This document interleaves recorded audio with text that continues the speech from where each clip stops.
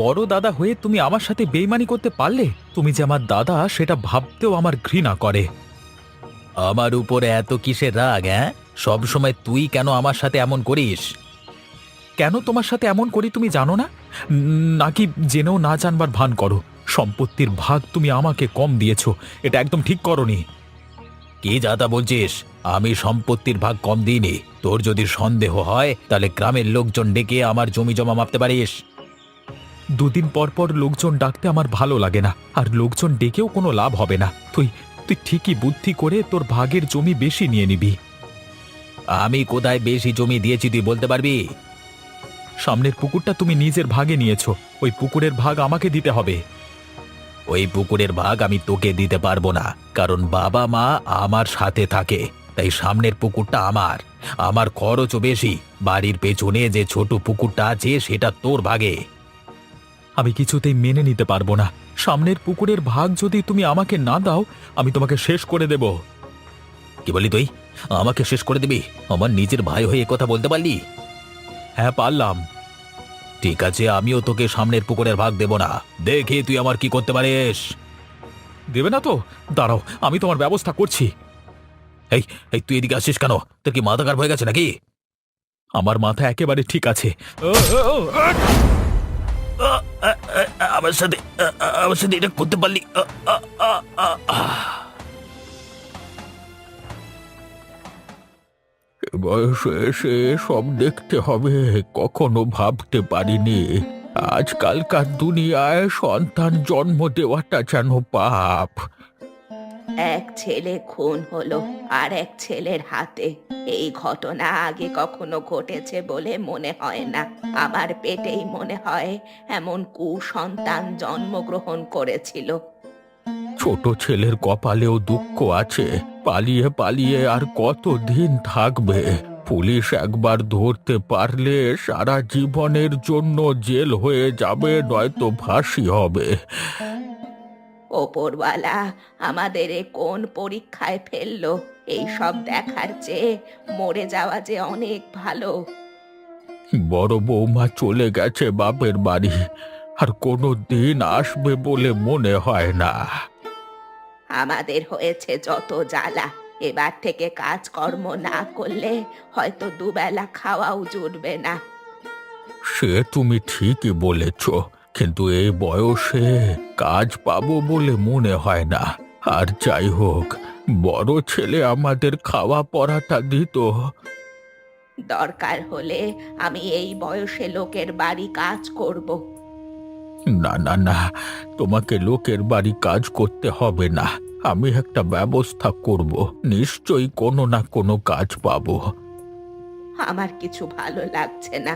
ছেলেটার জন্য কষ্টে আমার বুক ফেটে যাচ্ছে। এক ছেলে ছেড়ে চলে গেছে, আর এক ছেলেকে নিয়ে বেঁচে থাকবো সে উপায়ও নেই। আমাদের ছোট ছেলেও যে কোনো মুহূর্তে পুলিশের হাতে ধরা পড়তে পারে।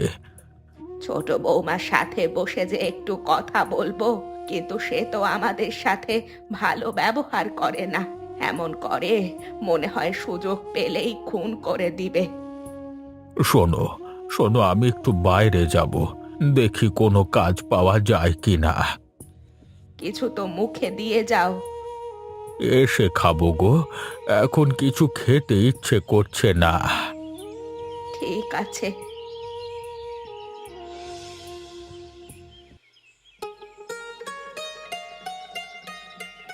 আরে ভূমিকা বৌদি যে, কতদিন পর এলে। আজকাল তো আমাদের বাড়িতে একেবারে আসোই না।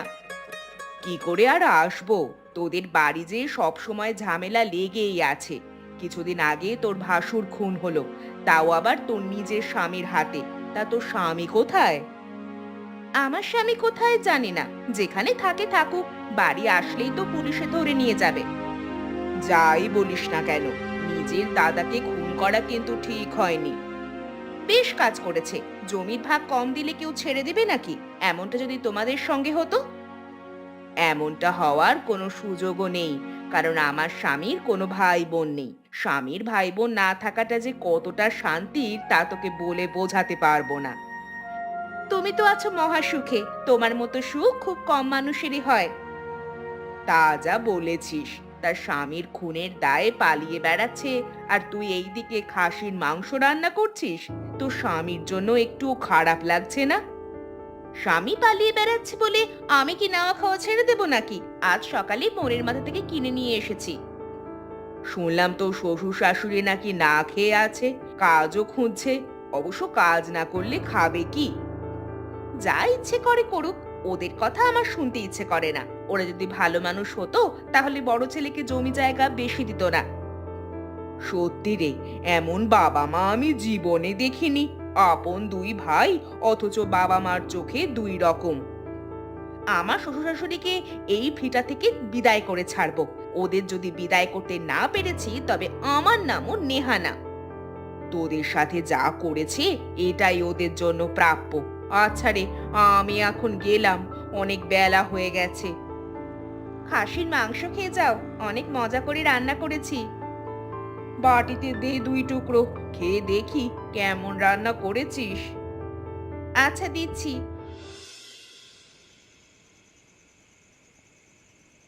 কোনো কাজের ব্যবস্থা কি করতে পারলে? কিছু একটা না করলে যে কাল থেকে আমাদের খাওয়া জুটবে না। চেষ্টা করছি, কোনো কাজের ব্যবস্থা এখনো করতে পারিনি।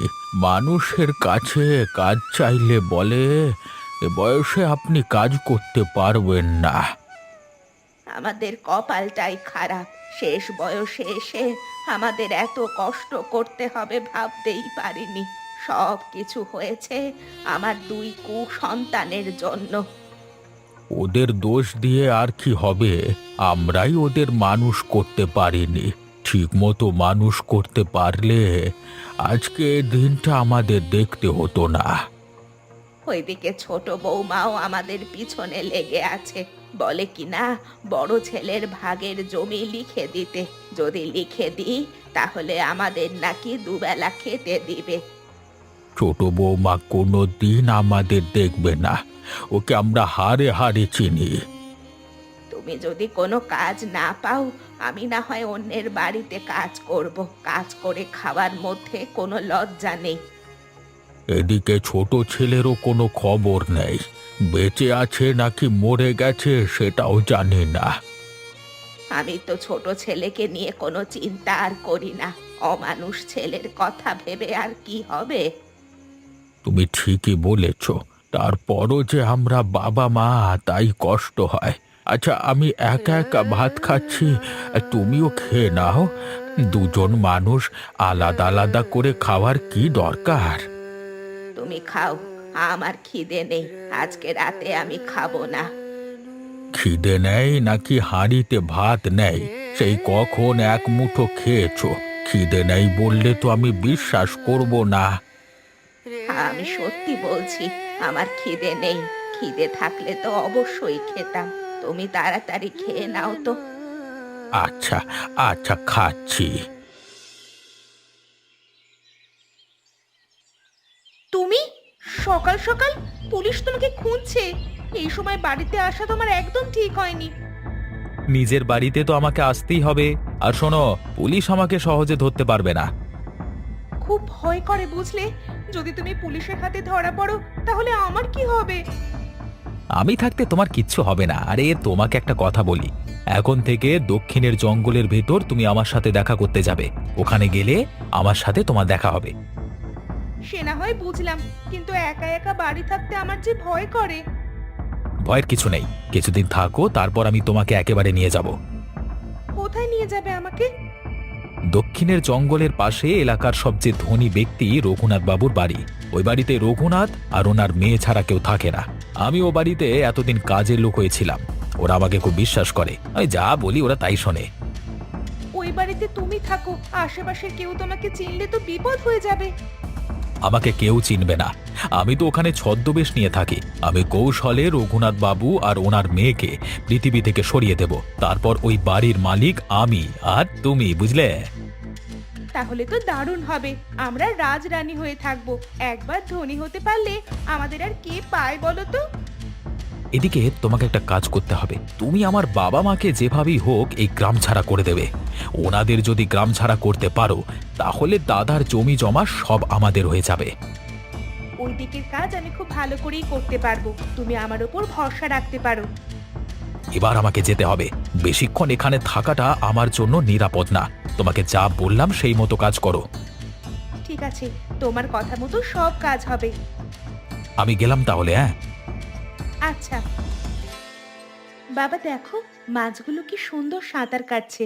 আচ্ছা বাবা, এই মাছ তুমি কোথায় পেয়েছিলে? এমন মাছ আমি আর কোথাও তো দেখি না।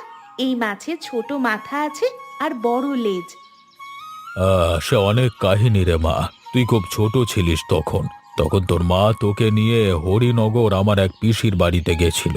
সেখান থেকে একটা বোতলে করে মাছ এনেছিল। শখের বশে মাছটা তোর মা এই লেকে ছেড়ে দেয়। তারপর সেখান থেকে হাজার হাজার মাছের জন্ম হয়। এই মাছ বিক্রি করি তো আজকে আমরা এত বড় লোক। মায়ের কথা মনে হলে আমার খুব কষ্ট হয় বাবা। মা যে কেন আমাদের ছেড়ে চলে গেল। রাতে যখন শুয়ে থাকি তখন মনে হয় মা আমার মাথায় হাত বুলিয়ে দিচ্ছে। আমি বুঝতে পারি রে মা, তোর খুব কষ্ট হয়। কিন্তু দেখ, আমি কিন্তু তোর মায়ের অভাব কখনো বুঝতে দিই না। তুমি তো আমার মা এবং বাবা দুইটাই, তারপরও মায়ের কথা মনে পড়ে। কি যে এক মরণ ব্যাধি তোর মায়ের হয়েছিল, কিছুতেই আর সুস্থ হলো না। আমাদের ছেড়ে একেবারে বিদায় হলো। বাবা, আজ সারাদিন কিরণকে দেখলাম না যে, কোথায় গেছে? সকালে মাছ নিয়ে শহরে গেছিল, তারপর আর ফেরেনি। হয়তো কোনো কাজে আটকে গেছে। ছেলেটা খুব ভালো, বাড়ির সব কাজ একা সামলায়। ঘরের কাজের জন্য কাউকে দরকার, কিরণের জন্য এত কাজ একা করা কষ্ট হয়ে যাচ্ছে। তুই ঠিকই বলেছিস। আচ্ছা, তেমন কাউকে পেলে তাকে বাড়িতে কাজ দেব। মহিলা হলে খুবই ভালো হয়, মহিলা মানুষ ঘরের কাজ খুবই ভালো করতে পারে। ঠিক বলেছিস মা, মহিলা হলে বেশি ভালো হয়। এখন চল ঘরে যাই, ঠান্ডা বাতাস করছে। আচ্ছা বাবা, ঘরে চলো।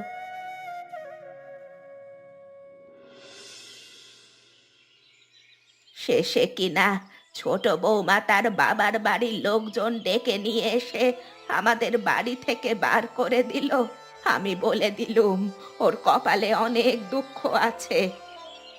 আজকে কিনা নিচের বাড়ি ছেড়ে আমাদের চলে যেতে হচ্ছে। হে ওপরওয়ালা, তুমি আমাদের এত কষ্ট কেন দিচ্ছ? আমরা এই কষ্ট থেকে কবে মুক্তি পাবো?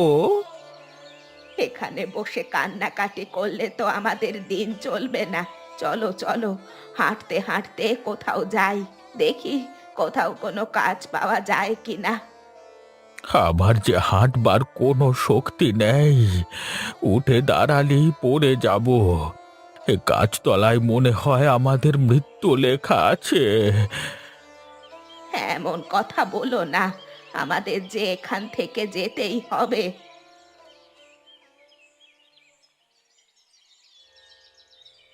আপনারা এখানে কেন? কি হয়েছে আপনাদের? কি আর হবে, ছেলের বউ বাড়ি থেকে বের করে দিয়েছে। আমাদের যাওয়ার কোনো জায়গা নেই, তাই এখানে বসে আছি। বয়স হয়ে গেছে বলে কেউ আমাদের কাজও দেয় না। সবাই বলে আমরা নাকি কাজ করতে পারবো না। আপনারা বাড়ির কাজ করতে পারবেন? যদি পারেন তাহলে আমার সাথে চলুন। আমরা কাজ করতে পারবো, আমাদের সাথে করে নিয়ে চলুন।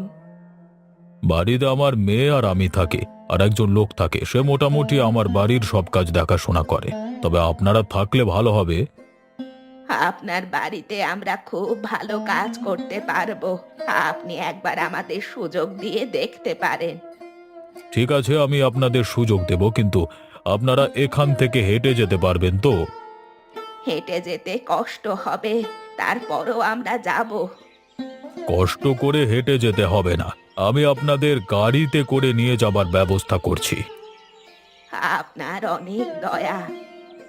আপনারা বিপদে পড়েছেন, আপনাদের জন্য কিছু করতে না পারলে যে আমারই খারাপ লাগবে। আচ্ছা, আপনারা বসুন, আমি আপনাদের জন্য একটা গাড়ির ব্যবস্থা করছি। ঠিক আছে। দেখলে তো বৌদি, কেমন কৌশলে শ্বশুর শাশুড়িকে বাড়ি থেকে তাড়িয়ে দিলাম। তোর মাথায় অনেক বুদ্ধি, তবে তোর বাবার বাড়ি থেকে লোকজন না আসলে সহজে তাড়াতে পারতিস না। এই জন্য তো বাবার বাড়ির সবাইকে ডেকে